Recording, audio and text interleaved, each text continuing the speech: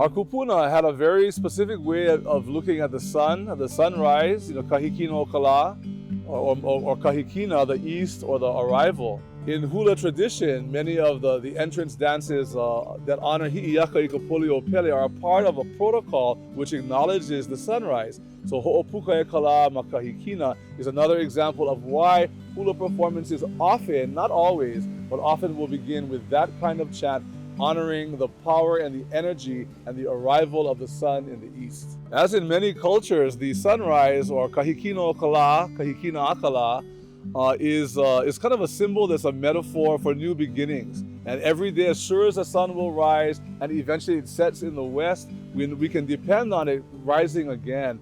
And so the idea of a new day can be used as a storyline for moving forward. We're in this ma'iahulau, this COVID period of our lives, which has impacted in everyone around the world in horrific ways and in some cases inspiring ways.